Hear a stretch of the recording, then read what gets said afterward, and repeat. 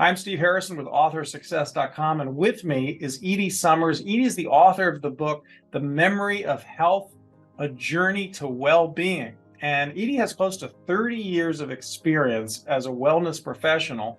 Her book is really a guide to well-being, and it helps people improve their energy, their resilience, even in the face of great adversity. And Edie, that's not easy to do, to help people find their energy and resilience even in really tough times. Great to have you.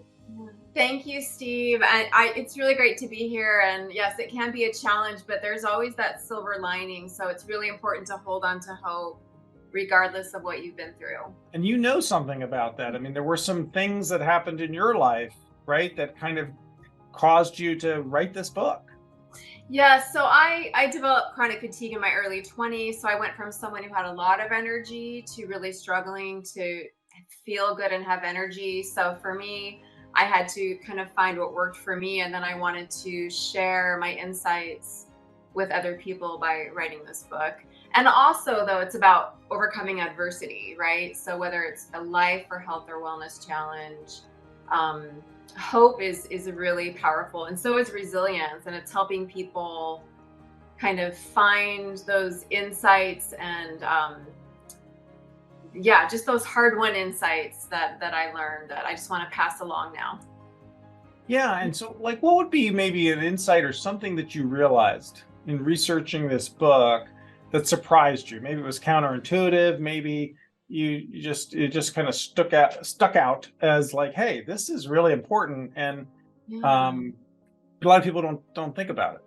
Yeah, so I'm glad you asked that. And actually, it was when I was researching and learning about wellness coaching which is very much connected to this book. I found a quote that says, "Connection is the currency of well-being," and I immediately that struck me so deeply. And it's one of those truths that you just can't get around. And I think we all kind of know what it means too, Hmm. even if we haven't sort of brought it into our lives yet. It's how powerful connection is to yourself, to others, to something greater than yourself, and how that can really help impact your well-being. Hmm. It's that thread. It's the thread of well-being. Yeah. Yeah. Yeah. And so, like, we talk about others and the world, like, there's a way I know there's a connection, I as I recall, with your book and your message about making the world a better place. Tell me more for about that. Well, so in terms of connection, my hope is that we all kind of find our way back to one another.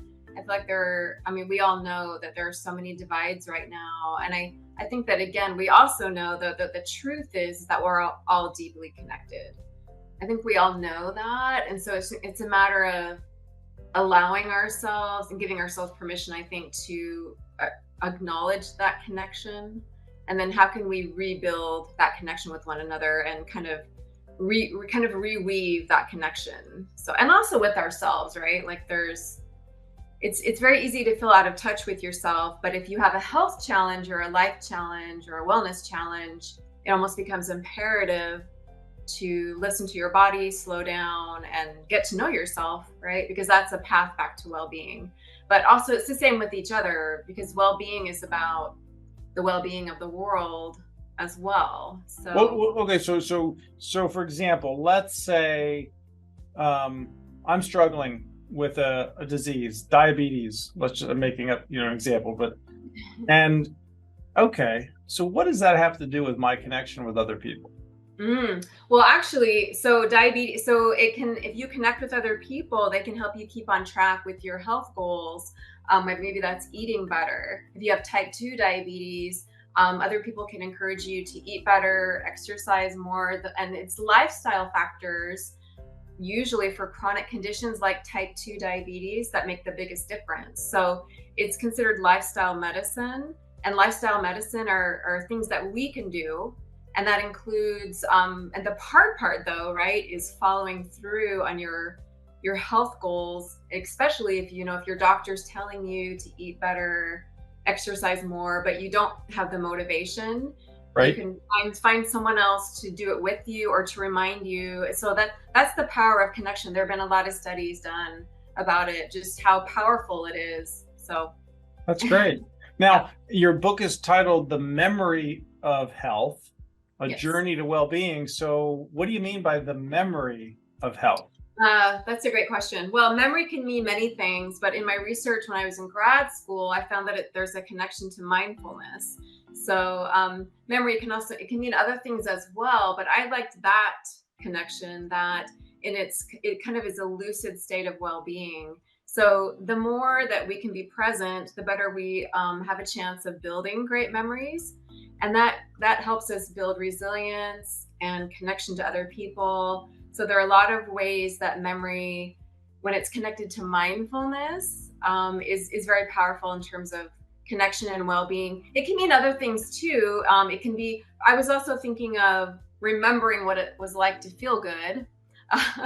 Hmm. But yeah, and also I was inspired by Deepak Chopra's book, Quantum Healing.